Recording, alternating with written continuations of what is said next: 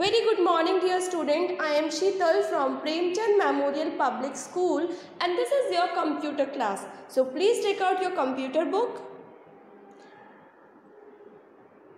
In that we are going to discuss chapter number 1, that is early and modern computers.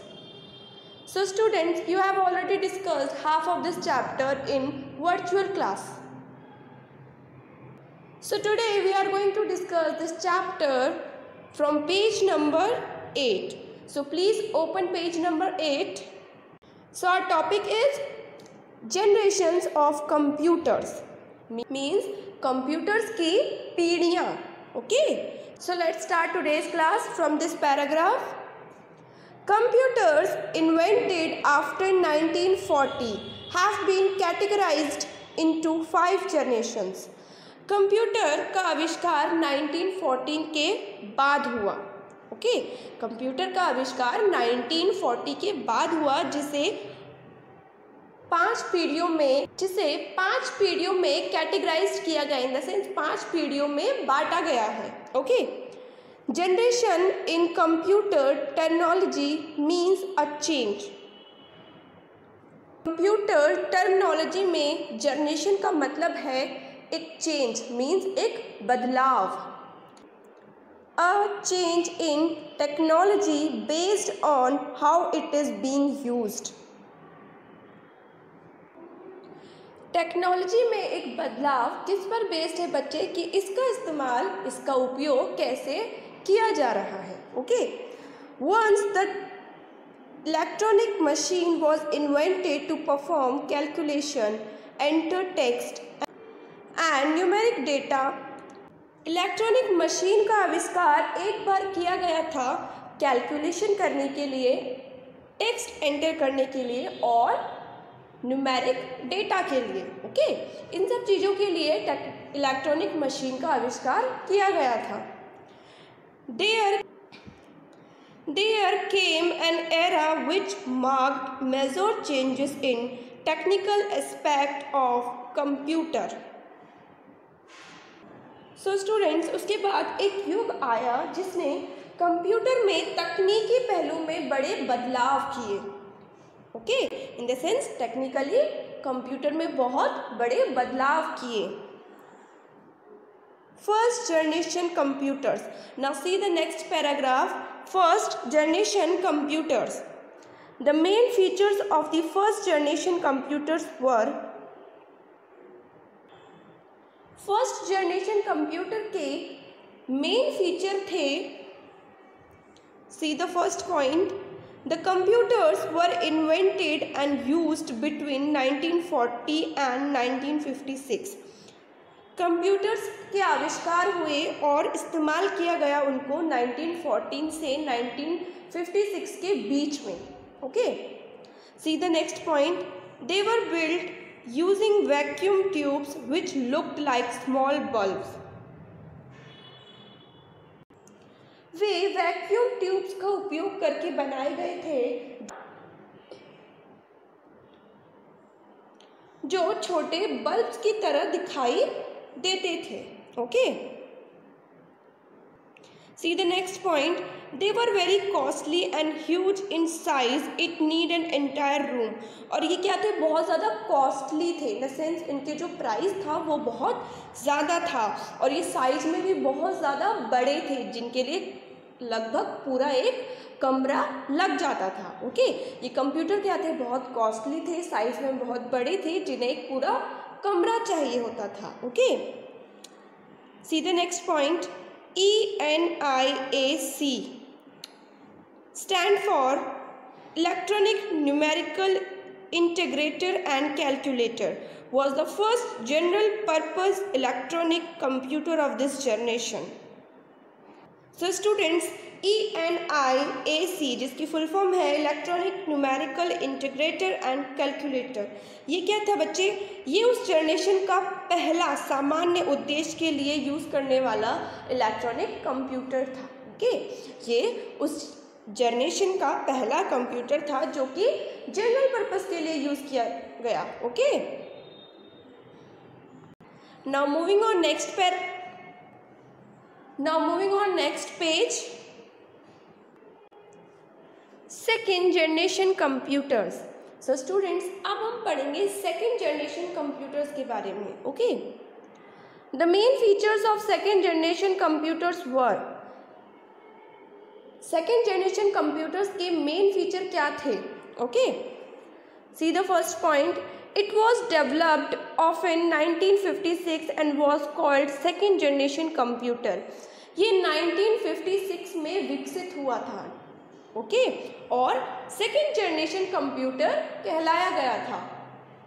C the next point, the electronic vacuum tubes were replaced by transistors. Students, जैसे पहले electronic vacuum tubes को use किया जाता था, तो उसे किससे replace किया गया? ट्रांजिस्टर से। ओके, उसके बाद ट्रांजिस्टर को यूज़ किया गया। Now see the next point, they were smaller in size, consumed less electricity and work faster as compared to first generation computers। और वो कंप्यूटर क्या थे बच्चे? साइज में कम थे। ओके, उनका साइज कम था और वो कम इलेक्ट्रिसिटी कंज्यूम्ड करते थे। ओके, और वो फर्स्ट जनरेशन कंप्यूटर्स के कंपैरिजन में बहुत फास्ट थे। ओके, इन द सेंस जो फर्स्ट जनरेशन के कंप्यूटर थे वे उनसे ज़्यादा फास्ट वर्क करते थे। Okay, now see the next point, IBM 1620, IBM 1401, IBM 7000 etc. Are some commonly used second generation computers. ये सेकेंड जनरेशन कंप्यूटर हैं जो कि ज़्यादातर यूज़ किए जाते थे। Okay, so students, see here you are given some short forms. So what you have to do, you have to write full form of these short forms. Okay, now see the next paragraph, third generation computers. Okay, अब हम read करेंगे third generation computers के बारे में। The computers used after 1960 were known as third generation computers. Students, जो computer 1916 के बाद use किए गए उन्हें थर्ड जनरेशन कंप्यूटर्स के नाम से जाना गया। Okay, see the next paragraph, in place of vacuum tubes and transistors IC integrated circuits were used. Students, जैसे कि हमने फर्स्ट जनरेशन कंप्यूटर में क्या यूज़ किया? Vacuum tubes, right, and second generation computer में ट्रांजिस्टर। इसी तरह थर्ड जनरेशन कंप्यूटर में इन दोनों को रिप्लेस करके यूज़ हुआ IC integrated circuits. Okay, IC को यूज़ किया गया।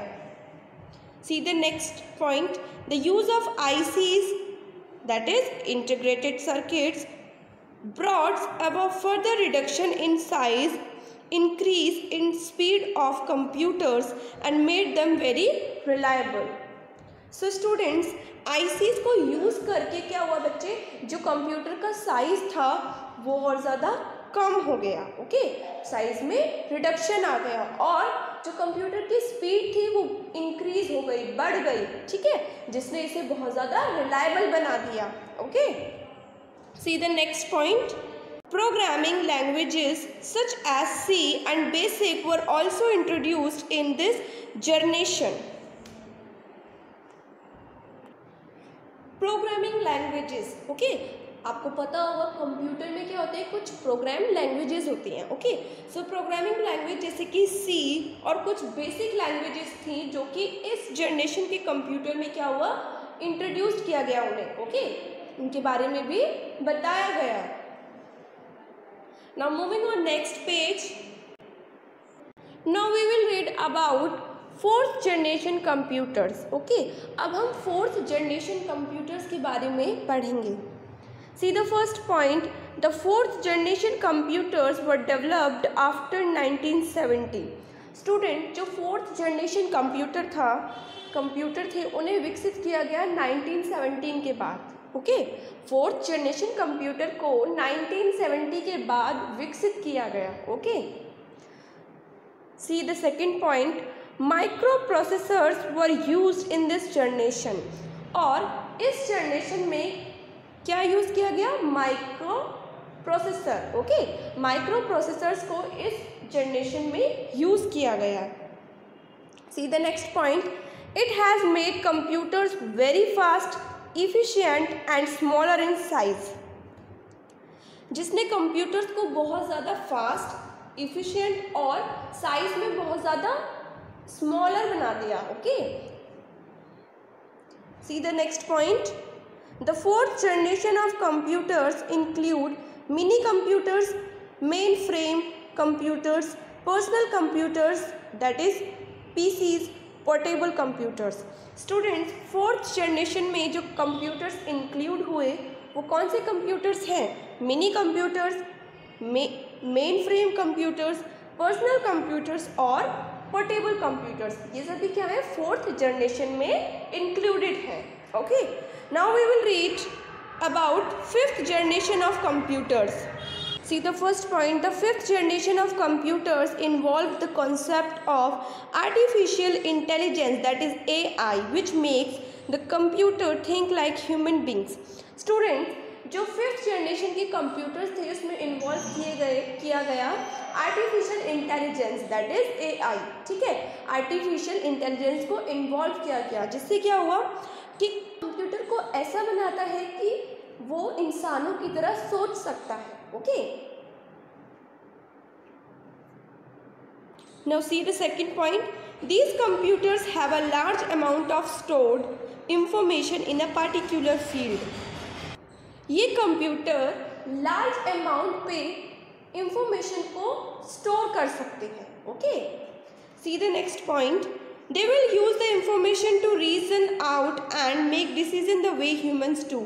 और स्टूडेंट्स ये इंफॉर्मेशन को यूज़ करके डिसीजन ले सकते हैं जिस तरह के ह्यूमन बींग्स लेते हैं. ओके.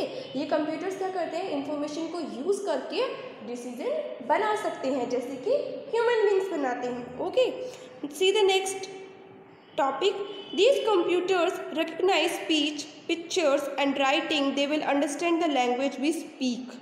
स्टूडेंट्स, ये कंप्यूटर्स रिकग्नाइज करते हैं स्पीच, पिक्चर्स और राइटिंग को. ओके. और ये क्या करेंगे बच्चे? ये वो लैंग्वेज भी समझेंगे जो लैंग्वेज हम बोलते हैं.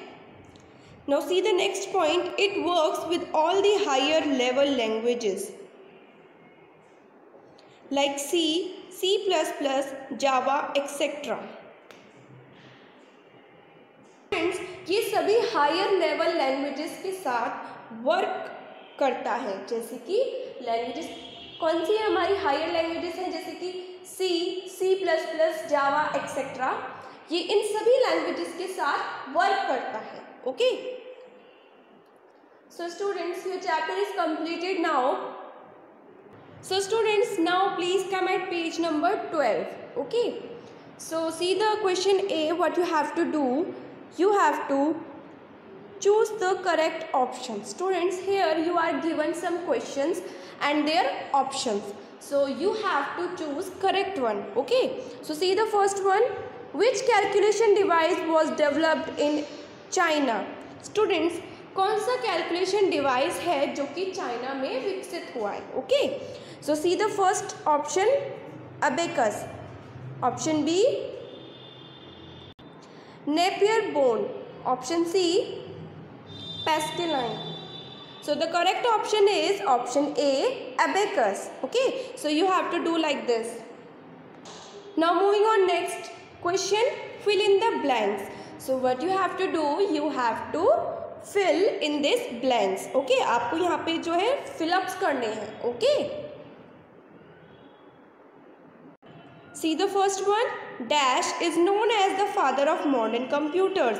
सो स्टूडेंट्स, जो मॉडर्न कंप्यूटर्स हैं उनके फादर किसको कहा जाता है? आंसर है Charles Babbage. Okay. Charles Babbage को मॉडर्न कंप्यूटर्स का फादर कहा जाता है. Okay. Now moving on next page. See the question C. Match the following columns. Here you are given a column 1 and column 2. Okay. So you have to match column 1 with column 2. Okay. See the next question. Write T for true and F for false. So students, you have to write T for true and F for false.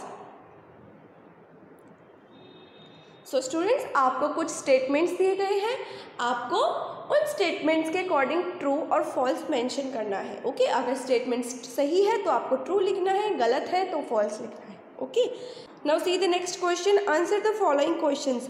So you have to answer these questions. Okay, so students, I hope you all understood today's class. If you have any query, please ask to me. I'm there for you. So students, take care. Have a nice day. Thank you.